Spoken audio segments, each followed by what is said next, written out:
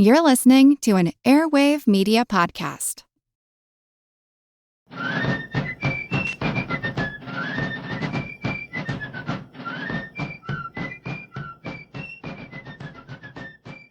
Hello, and thank you for joining the American Revolution.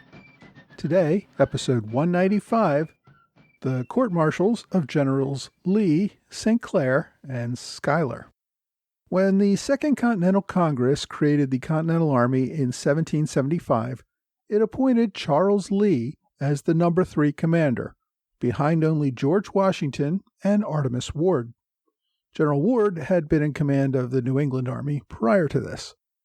As a lieutenant colonel in the British regulars, and as someone who served as a general in other European armies, Charles Lee seemed to be the most experienced officer in the new Continental Army, and many people thought he would be a better commander than George Washington. Lee certainly counted himself among that group. When the British captured General Lee in late 1776, many on both sides thought that the war was finished. The Americans had lost their only general with any real experience. The army, however, managed to struggle on. When Lee returned to the army after being exchanged in the spring of 1778, he returned to a much different army. The generals, who had only been militia commanders at the beginning of the war, by 1778 had nearly 3 years of combat experience. The soldiers had received training under General von Steuben at Valley Forge. They looked and felt much more like a professional army. Lee's time in British captivity was perhaps responsible for the fact that he did not appreciate the changes that had taken place. He was unwilling to concede the idea that perhaps he was not head and shoulders above all the other Continental officers. As we heard back in episode 188, Lee opposed Washington's wish to attack the British as they retreated from Philadelphia to New York in June of 1778. Washington, however, was not quite as starstruck as he once was by Lee's military experience and proceeded with the attack anyway. He put General Lafayette in command of the lead force and followed behind himself with the rest of the army. At that point, not wanting to be left out of the action, Lee requested that he be given command of the advance force that he had refused to take earlier. Washington acceded to this request, and General Lee led the army into an attack at Monmouth Courthouse in New Jersey. On the morning of June 28th, General Lee moved forward with his army to confront the British rear guard. Within hours, though, Lee and his army were in full retreat.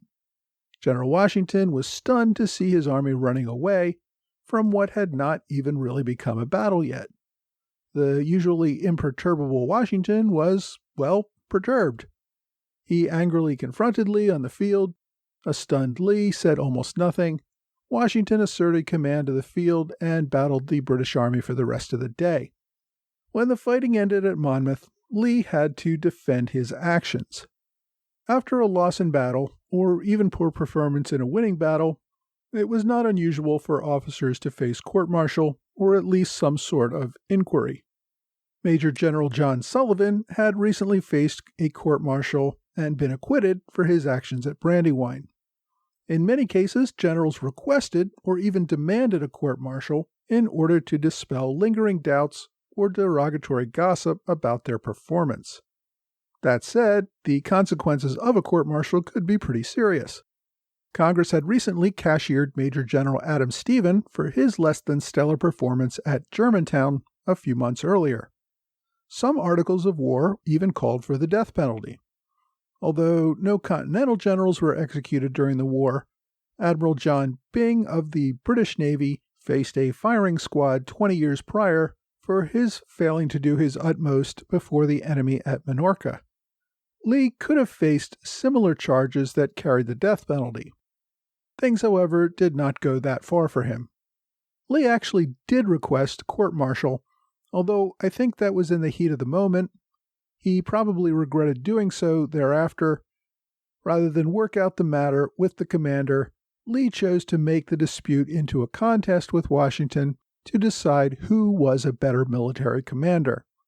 When the court convened several weeks after the Battle of Monmouth, General Alexander, also known as Lord Stirling, served as the presiding officer of the court-martial. Stirling also was known to be a Washington loyalist. Stirling had been the first officer to alert Washington to the Conway cabal and had helped him put down that attempt to replace him as commander-in-chief. Normally, then as now, a court-martial would consist of officers who were more senior than the accused. However, since George Washington was the only commander more senior to Lee, General Ward had previously retired, that was impossible. In fact, several brigadiers and even colonels sat on this court-martial. The prosecutor was an officer named John Lawrence, the same man who had ended General Adam Stevens's career at a court-martial a few months earlier. As was the norm, General Lee defended himself without counsel. The court considered 3 charges against Lee. First, disobeying orders to attack the enemy. Second, misbehavior before the enemy in making an unnecessary, disorderly, and shameful retreat.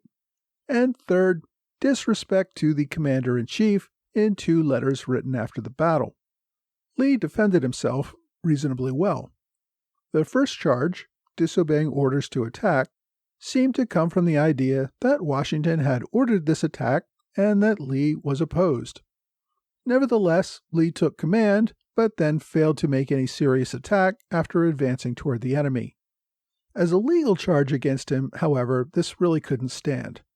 First, Washington never gave Lee absolute orders to attack. As Washington always did, he left his field commander with discretion to use his best judgment based on the situation that he found in the field. As Lee put it, quote, "To disobey discretionary orders is as absolutely impossible as to kill a dead man," end quote. In other words, discretionary orders permitted him to use his discretion. The second charge of making an unnecessary, disorderly, and shameful retreat came from the notion that Washington had come across men streaming away from the enemy and no one seemed to know what was happening. There was a rather disorderly retreat that day, but Lee probably was not responsible for it. General Charles Scott, who was in charge of the center of the Continental Line that day, seemed to think that Lee was retreating, when in fact Lee was advancing. Scott then ordered his men to retreat and convinced his superior on the field, General William Maxwell, to join his retreat. By the time Lee discovered that the center of his line was missing, he had no choice but to retreat himself or have his army captured by a superior force.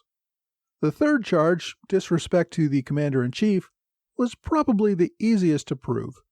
First, Lee had been rather disrespectful to Washington almost since the beginning of the war. Lee was always disrespectful to all of his superior officers, even when he had served in the British Army. It was a common practice for officers to indicate they could do a better job than those above them. That was the path to promotion. But such criticism required a certain amount of subtlety and respect shown to their superiors while they were doing it, and Lee had a real problem with subtlety. Lee argued that the 2 disrespectful letters that he had sent to Washington after the battle were a response to the unfounded charges against him.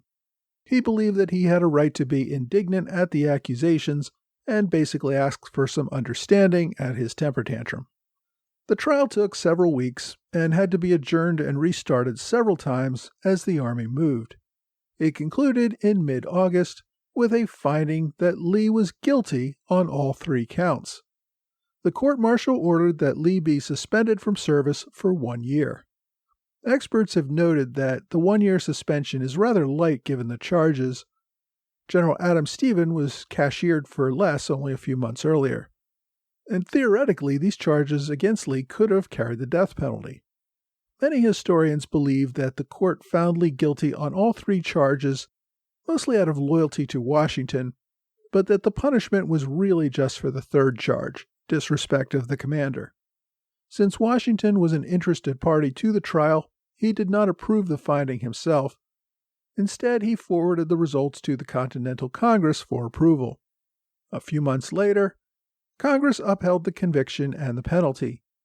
The matter was of great debate, and delegates were divided, many opposed to Lee's conviction.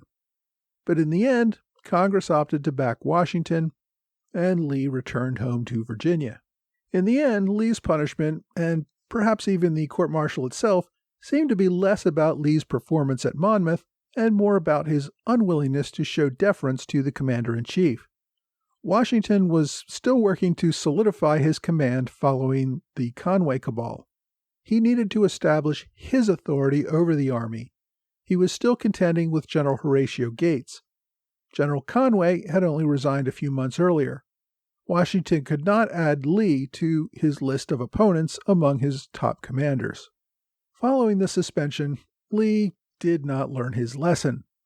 He continued to try to justify his actions by bad-mouthing Congress and Washington. He published his defenses in the newspapers, and these caused great offense to a number of other officers. Washington's aide, Colonel John Lawrence, challenged Lee to a duel for the attack on the commander-in-chief. The two men fought a duel on Christmas Eve, 1778, with Colonel Alexander Hamilton serving as Lawrence's second. Lawrence wounded Lee on the first shot. Lee said that the wound was minor and called for a second round of firing. However, the seconds at the duel managed to calm tensions and ended the duel after the first round of shooting. Lee also nearly got into duels with Generals Wilhelm von Steuben and Anthony Wayne. Lee, however, managed to calm tempers with those two men and avoided appearing on the field of honor with either of them. Lee even challenged a member of the Continental Congress, Charles Drayton of South Carolina, to a duel. The two men had a bad history, and Drayton had repeated the accusations made against Lee at the court-martial. Drayton, however, demurred and did not accept Lee's challenge. Despite the duels and other criticisms, General Lee continued to write, publicly attacking Washington and other leaders during his one-year suspension. A year later, as his suspension was coming to an end, Congress proposed terminating Lee's services permanently. The motion was close but failed, meaning that Lee would return to service. Lee, however, heard about the motion and dashed off an angry letter to Congress, including an offer to resign. A few days later, Lee thought better of this angry letter and wrote back saying that he had been intemperate and wished not to resign. The letters, however, convinced Congress that Lee had not learned his lesson and would never show proper respect for Washington or Congress. The delegates voted to accept Lee's resignation and terminate his services in the Continental Army. When the Army concluded the Lee court-martial, it turned its attention to two other major generals who were still facing judgment. The loss of Fort Ticonderoga a year earlier, without a shot fired, had resulted in great national indignation, particularly in Congress, for the military commanders in charge at the fort. Arthur St. Clair, who had been in command at the fort and who had ordered the retreat, said at the time he had to choose between saving his reputation and saving his army. He chose the latter, but then had to deal with the blow to his reputation. Philip Schuyler, who had been in overall command of the Northern Army at the time, also had to answer for the command decisions that led to the loss of Fort Ticonderoga. In August 1778, a court-martial took up the matter of St. Clair. The tone of this court-martial seemed to be very different than that of General Lee's. One of the big differences was that St. Clair still had General Washington's support. Up until the loss of Fort Ticonderoga in 1777, St. Clair had been an up-and-coming officer in the Continental Army. He had served as a captain in the British regulars during the French and Indian War, and had been an early supporter of the Patriot cause in Pennsylvania. St. Clair did not receive a commission in the Continental Army until August of 1776, when Pennsylvania began to send significant numbers of soldiers into the Continental Army, which was by that time in New York. His leadership in the New York campaign and the Princeton campaign led to his promotion to Major General less than a year later. His independent command at Fort Ticonderoga in mid-June 1777 was a sign of confidence in this up-and-coming officer. 3 weeks later, St. Clair believed his military career was over as his men marched away from the fort, escaping the British attackers under General Burgoyne. Since that time, St. Clair did not receive another command, He remained with Washington at Valley Forge, advising the commanders and serving as a staff officer. He remained under a cloud for his actions at Ticonderoga. Unlike the Lee court-martial, which began just a few days after the Battle of Monmouth, Sinclair's fate lingered with Congress for a year. In August 1777, Congress formed a committee to investigate what had happened. The committee reported in February 1778. Then there were a series of other delays so that Congress did not direct Washington to conduct the court-martials until June of 1778. By that time, Washington was in the middle of planning his attack on the British, who were retreating from Philadelphia. Following the Battle of Monmouth, Washington wanted to get the Lee trial done first before finally giving the court time to begin Sinclair's trial in August. General Benjamin Lincoln presided over the court-martial, which took place in New York. At the time, the Continentals were besieging British-occupied New York City. Lincoln had his appointment as a major general on the same day as General Sinclair. He had been among the officers who took command of the Northern Army under General Gates following the loss of Ticonderoga. 4 brigadiers and 8 colonels also served on the court. John Lawrence, the same officer who had prosecuted Lee, also prosecuted Sinclair. Sinclair faced 5 charges: neglect of duty, cowardice, treachery, inattention to the progress of the enemy, and shamefully abandoning his posts at Ticonderoga and Mount Independence. The court spent several weeks evaluating the evidence and taking testimony from witnesses. In the end, the court found Sinclair had acted properly. Sinclair had only arrived at Fort Ticonderoga weeks before the British attack. The fort's defenses were not capable of mounting a defense. Any attempt to do so would have resulted in the destruction or capture of the garrison. Sinclair had acted properly in ordering a retreat and saving most of the army. Those men would be needed to win the battles at Saratoga a few months later. The court unanimously acquitted Sinclair on all counts and with the highest honor. Despite the acquittal, though, Sinclair would never receive another independent command during the war. He would continue to serve as a staff aide to General Washington. Having completed the Sinclair court-martial, the Army next turned its attention to General Philip Schuyler. Like Sinclair, Congress had investigated Schuyler for his role in the loss of Fort Ticonderoga, and after an extensive investigation, instructed Washington to hold a court-martial. On October 1st, 1778, the court began its hearing against Schuyler. Once again, Benjamin Lincoln presided. In fact, the members of the court-martial were the same as those who sat for General Sinclair, with the replacement of just one colonel. John Lawrence also continued in his role as prosecutor. The court only preferred one charge against Schuyler, neglect of duty for failure to be present at Fort Ticonderoga in the weeks leading up to the surrender. Schuyler's defense was a pretty simple one. He wasn't present at Fort Ticonderoga, not because of neglect of duty, but because he was commander of the entire Northern Department. He had left Major General Sinclair in charge of Fort Ticonderoga, while Schuyler worked in Albany to get reinforcements, find supplies, negotiate to keep local Indian tribes out of the fighting, and a host of other duties. The trial only lasted 3 days, after which time the court found Schuyler not guilty and acquitted him with highest honor. The court sent the findings of both Sinclair and Schuyler to the Continental Congress in Philadelphia, and Congress confirmed both acquittals. Unlike Sinclair, Schuyler was not content to remain with the Army. With the suspension of Charles Lee, Schuyler became the number 2 commander in the Army, with only Washington as his superior. Schuyler, however, had never really been a military man.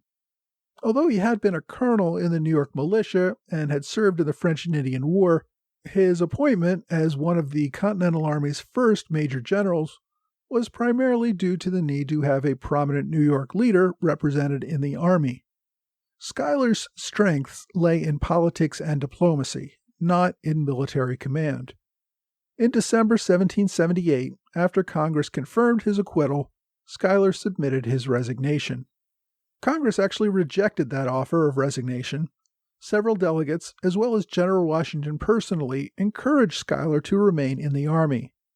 Washington offered to return command of the Northern Department to Schuyler as a show of support for his abilities.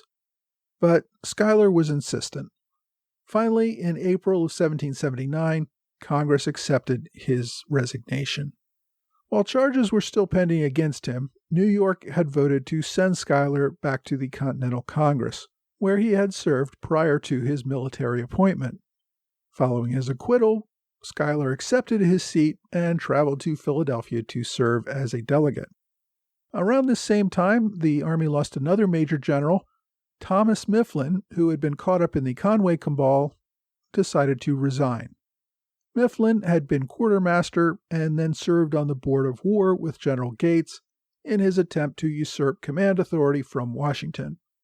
Mifflin faced accusations of embezzlement from his time as quartermaster. He demanded a formal inquiry, but never got one.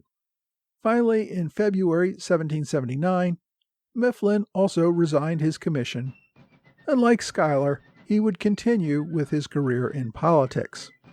Next week, we're going to look at another campaign, one that actually leads to the resignation of yet another major general, as John Sullivan leads the Continental effort to retake Rhode Island.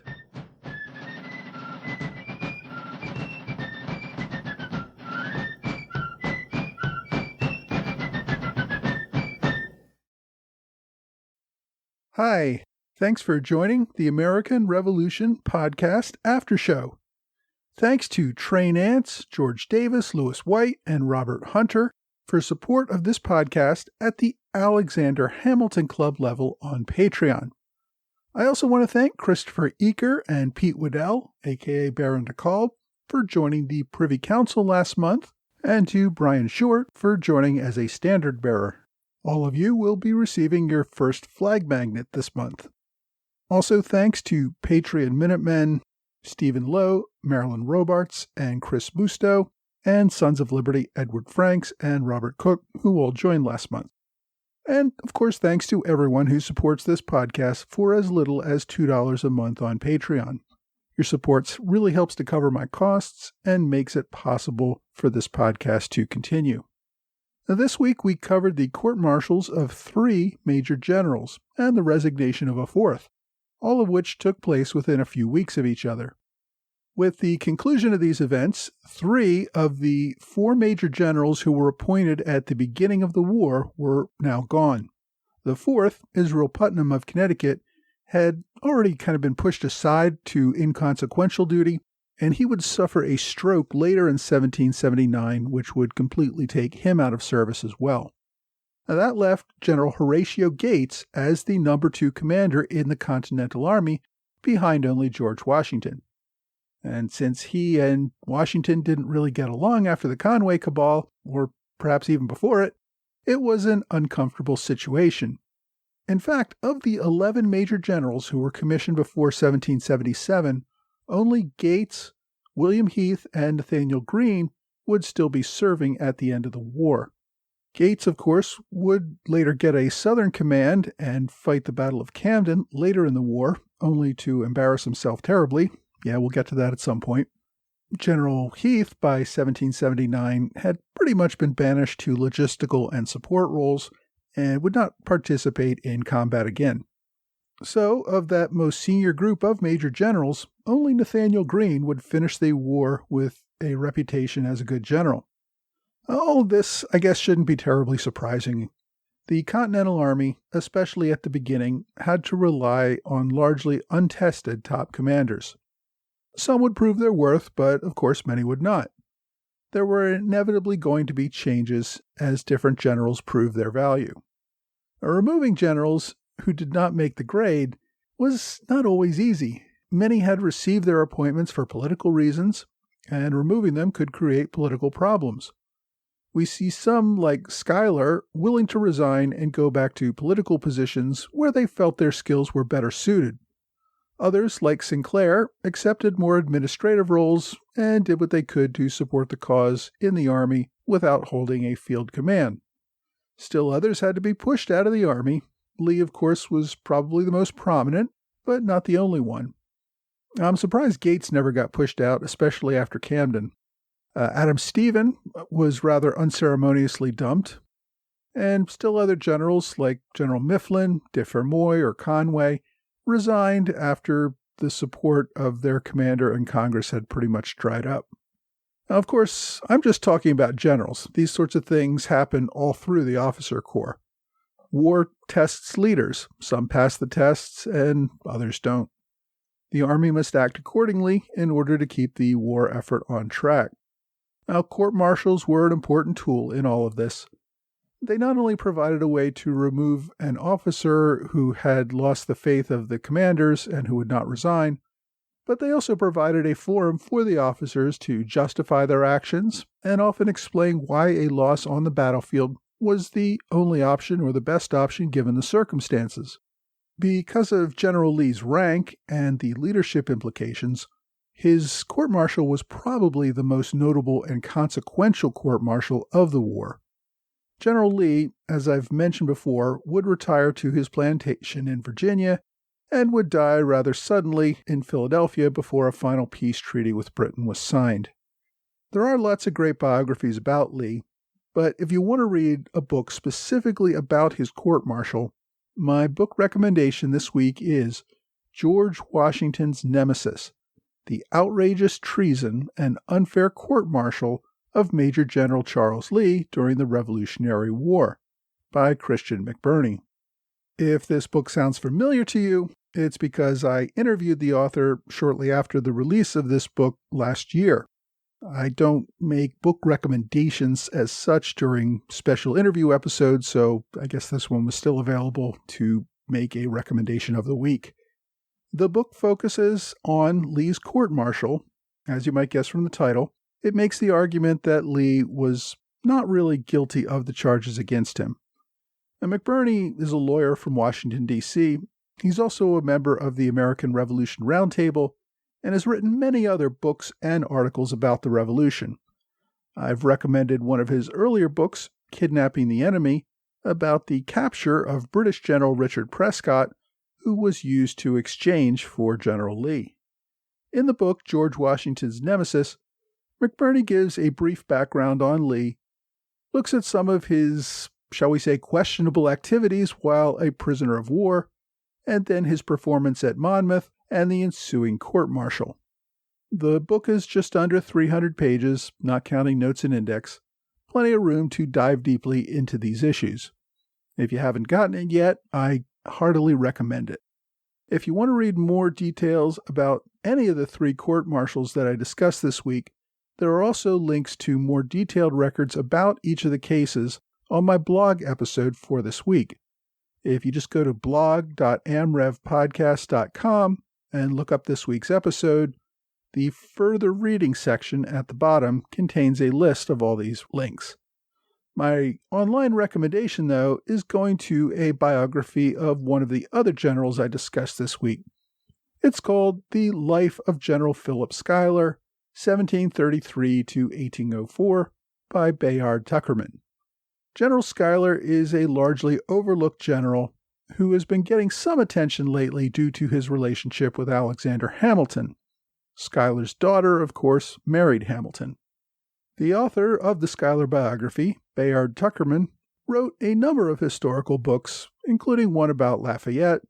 Tuckerman was a lecturer at Princeton University. His biography about General Schuyler, I think, was his last major work, published in 1903.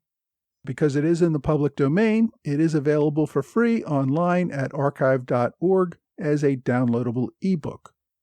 As always, you can search for Schuyler on archive.org to find it, or just use the direct link on my website at www.amrevpodcast.com. Well, that's all for this week. I hope you will join me again next week for another American Revolution podcast.